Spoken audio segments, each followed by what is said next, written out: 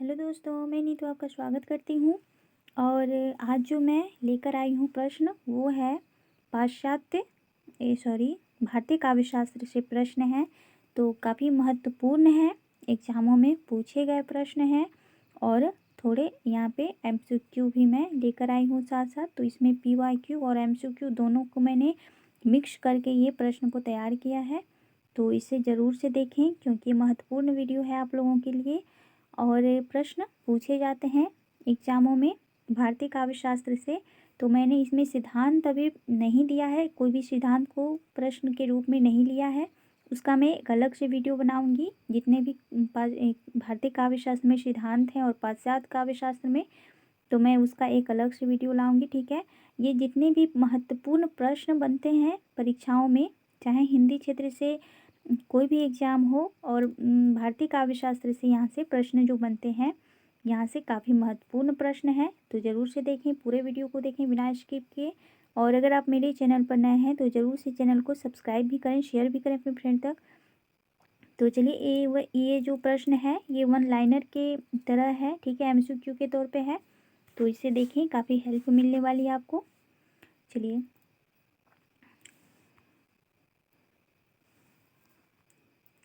तो पहला जो प्रश्न है, चलिए दिख नहीं रहा है।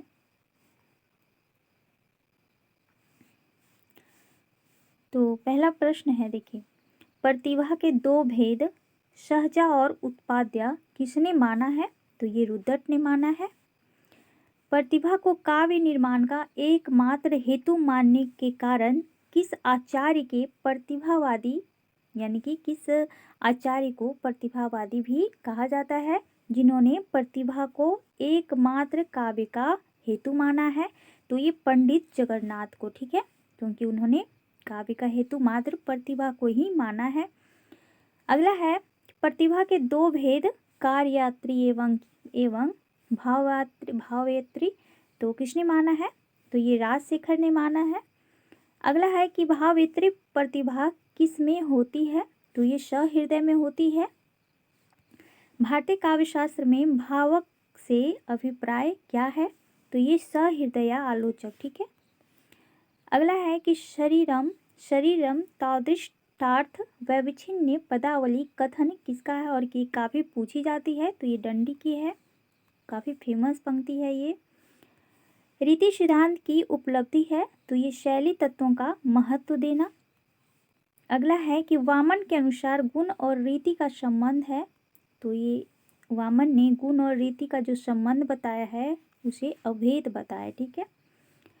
आचार्य कुंतक के अनुसार वक्रोक्ति के कितने भेद हैं? तो उन्होंने 6 भेद माने हैं वक्रोक्ति के। वक्रोक्ति सिद्धांत की महत्वपूर्ण उपलब्धि है, तो ये कलावाद की प्रतिष्ठा करना है। अगला है कि कव कर्म काव्यम, यानी कि कवि का कर्म ही काव्य है, कथन किसका है? तो ये कुंतक का है। अगला है कि औचित्य विचार चर्चा ग्रंथ किस आचार्य का है? तो ये क्षेमेंद्र का है। क्षेमेंद्र के अनुसार औचित्य के प्रधान भेद हैं, तो ये 27 हैं। क्षेमेंद्र ने रस का प्राण किसे माना है? तो ये औचित्य को माना है। ध्वन्यालोक की टीका ध्वन्यालोक लोचन काफ़ी पूछी जाती है, ये किसने लिखी है? तो ये अभिनव गुप्त ने लिखी है टीका ध्वन्यालोक की। ध्वनि सिद्धांत का प्रादुर्भाव व्याकरण के स्फोट सिद्धांत से हुआ है, तो ध्यान रखना आपको। व्याकरण के वाक्य वाणी के कितने प्रकार माने गए हैं? तो ये 4 प्रकार माने गए हैं, जिसमें परा, पश्यंती, मध्यम व वैखरी। चलिए अगला देखते हैं। आनंदवर्धन का समय है, तो ये 9वीं शती है, 9वीं शती के मध्य। आनंदवर्धन ने व्यंग्यार्थ के तारतम्य के आधार पर काव्य के कितने भेद माने हैं? तो 3 भेद माने उन्होंने, ध्वनि, गुणीभूत ध्वनि और चित्र ध्वनि, ठीक है, तो ध्यान रखना है। चलिए अगला प्रश्न है, आनंदवर्धन ने ध्वनि के कितने प्रकार माने हैं? तो 3 है, यहाँ पे देखिए। आनंदवर्धन ने व्यंग्यार्थ के तारतम्य के आधार पर काव्य के कितने भेद माने? ये काव्य के भेद है, ठीक है। और आनंदवर्धन ने ध्वनि के कितने प्रकार माने हैं? तो 3 है, वस्तु ध्वनि, अलंकार ध्वनि और रस ध्वनि, ठीक है। चलिए आनंदवर्धन के अनुसार रीति के 4 नियामक तत्व कौन से हैं? तो ये हैं वक्त्रोचित्य, वाचित्रोचित्य, विषय योचित्य और रसोचित्य। तो ये 4 हैं। अभिनव गुप्त ने ध्वनि के कितने भेद माने हैं? तो 35 भेद माने हैं। मम्मट ने ध्वनि के शुद्ध भेदों की संख्या स्वीकार की है, तो टोटल 51 मानी है। पंडित राज जगन्नाथ काव्य के कितने भेद माने हैं? तो 4 किए हैं भेद उन्होंने, उत्तमोत्तम और उत्तम, मध्यम और अधम। ठीक है। आचार्यों ने व्यंग्यार्थ की प्रधानता, गौणता एवं अभाव के आधार पर काव्य के कितने भेद माने हैं? तो 3, उत्तम, मध्यम और अधम। ठीक है। चलिए, आधुनिक काल के प्रारंभिक समय में से सेठ कन्हैयालाल पोद्दार ने काव्य कल्पद्रुम नामक ग्रंथ की रचना जो की है, यह आगे चलकर रस मंजरी और अलंकार मंजरी, ठीक है, रस मंजरी और अलंकार मंजरी के रूप में प्रकाशित हुई है। अगला है कि हृदय दर्पण, ठीक है, एक ग्रंथ है, किसकी है?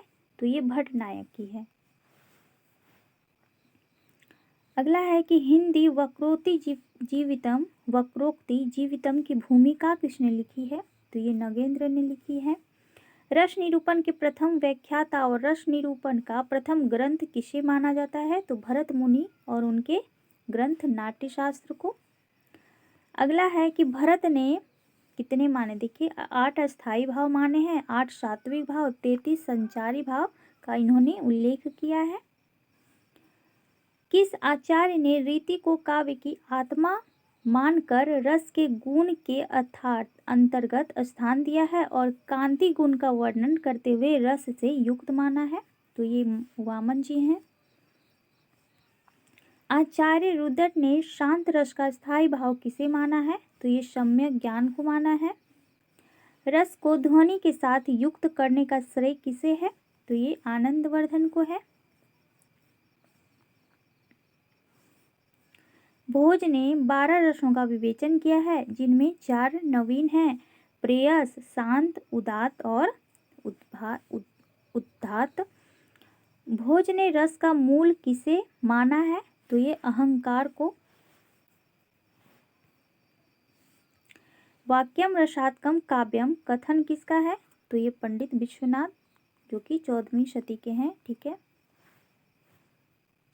आगे है कि आचार्य शुक्ल ने काव्य की आत्मा किसे माना है? तो रस को माना है। भट्टलोलक ने रस की अवस्थिति किसमें मानी है? तो ये अनुकार्य में मानी है और उत्पत्तिवाद इनका एक सिद्धांत है। किस आचार्य ने रस सूत्र की व्याख्या के संदर्भ में काव्य में 3 शक्तियों की कल्पना की है? अभिधा, भावकत्व, भोजकत्व। तो ये भट्ट नायक ने किया। ठीक है। अभिनव गुप्त रस को मानते हैं, तो ये व्यंग्य मानते हैं, व्यंग्यात्मक। किस आलोचक के मतानुसार साधारणीकरण कवि की अनुभूति का होता है? तो ये नगेंद्र के अनुसार। भारतीय काव्यशास्त्र में भावक का अभिप्राय है, तो ये सहृदय एवं आलोचक से है। भावक सहृदय के कितने प्रकार माने जाते हैं? तो ये 4 हैं। औरुचिकी यानी कि विवेकी, शत्रिना भव्यहारिणी यानी कि अविवेकी, और मतश्चरी यानी कि पक्षपातपूर्ण आलोचना करने वाला, और चौथा है तत्वभिनिवेशी। ठीक है। और आगे है विभाव के कितने भेद हैं? तो 2 भेद हैं, आलंबन और उद्दीपन। आलंबन विभाव के कितने भेद हैं? तो 2 भेद हैं, एक आलंबन और दूसरा आश्रय। सात्विक अनुभाव की संख्या कितनी मानी जाती है? तो ये 8 है। आचार्य शुक्ल ने विरोध और अविरोध के आधार पर संचारियों के कितने वर्ग किए हैं? तो 4 वर्ग किए हैं। कौन कौन से देख लीजिए, काफ़ी इम्पोर्टेंट है। सुखात्मक, दुखात्मक, उभयात्मक और उदासीन। तो ये 4 वर्ग में बांटे उन्होंने। आगे है कि श्रृंगार को मूल रस किस आचार्य ने माना है? तो भामह ने माना है। भक्ति रस का मूल रस किसने माना है? तो मधुसूदन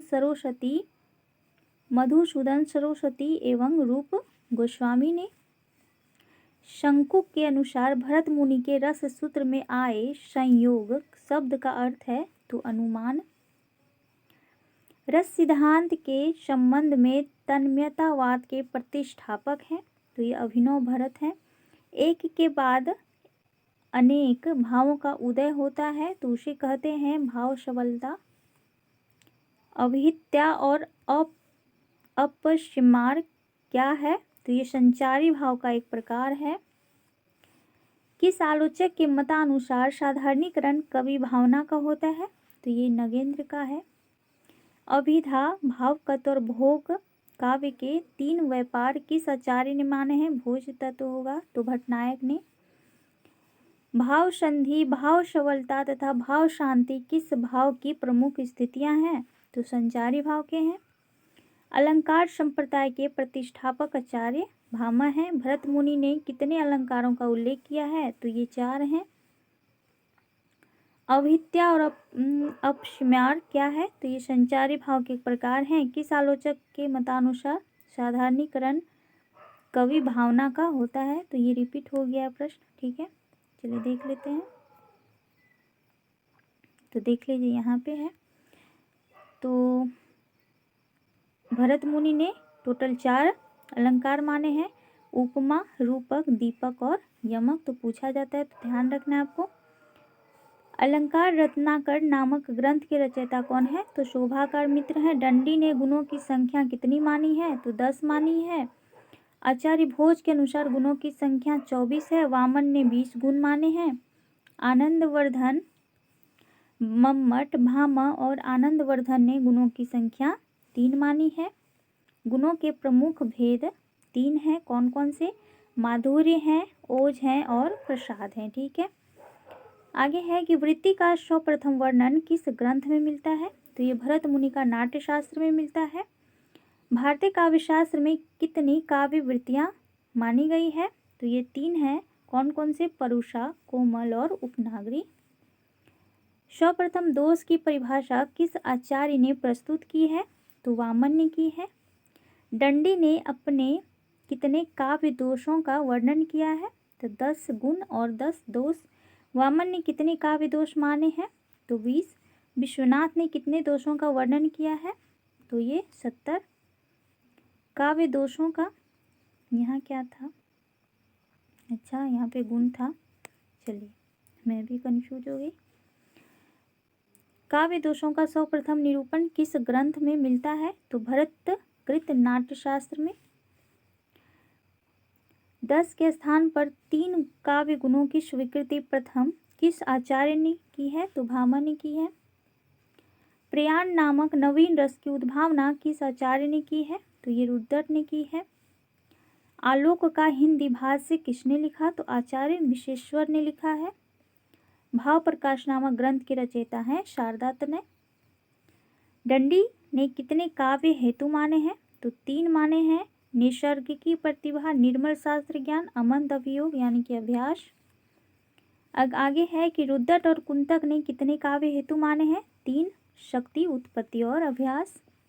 वामन ने भी 3 माने हैं, लोक, विद्या और प्रकीर्णन। व्यंग्य के तारतम्य के आधार पर काव्य के 3 भेद हैं, ध्वनि, गुणीभूत, व्यंग्य चित्र और चित्र। आगे है कि काव्य रूप यानी कि इंद्र गम्यता के आधार पर काव्य के भेद हैं, तो 2 हैं, दृश्य काव्य और श्रव्य काव्य। आगे है कि दृश्य काव्य यानी कि रूपक, कितने रूपक के भेद हैं, तो 10 भेद हैं। श्रव्य काव्य के कितने भेद हैं, 3 हैं, गद्य है, पद है और चंपू है।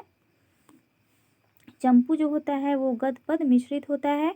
लक्षण के कुल कितने भेद माने जाते हैं, 12। किस लक्षणा को अभिधा पुच्छभूता कहते हैं, तो ये रूढ़ि लक्षणा को कहा जाता है। किस आचार्य ने लक्षण के 80 भेदों का उल्लेख किया है, तो ये विश्वनाथ ने किया है।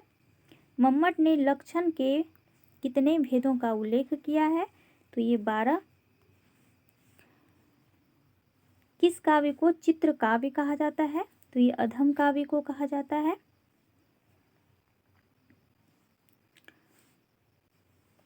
बंध के आधार पर काव्य के कितने भेद हैं, तो 2 हैं, एक प्रबंध और एक मुक्तक। पूर्वापर संबंध निरपेक्ष काव्य रचना को कहते हैं, मुक्तक कहते हैं। पूर्वापर संबंध निर्वाह सापेक्ष रचना को कहते हैं, तो प्रबंध कहते हैं।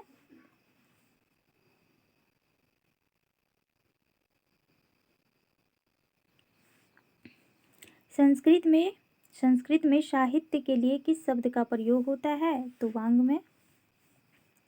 तात्पर्य क्या है? अभिधा, लक्षणा, व्यंजना की तरह चौथे प्रकार की नई शब्द शक्ति।